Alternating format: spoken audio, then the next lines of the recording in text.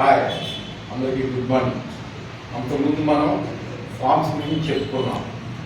ఈరోజు మనం టెన్స్ గురించి చెప్పుకున్నాం. టెన్స్ అనగా product.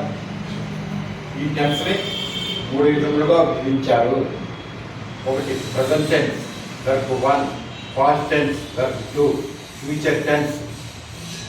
Next present tense, verb 1 go, past tense, verb 2 went, future tense shall or will or go. Verb 1 come, verb 2 came, plus shall will plus come. Verb 1 draw, verb 2 drew, shall or will plus draw. Verb 1 listen, verb 2 listen, plus shall and will plus listen. Hi everybody.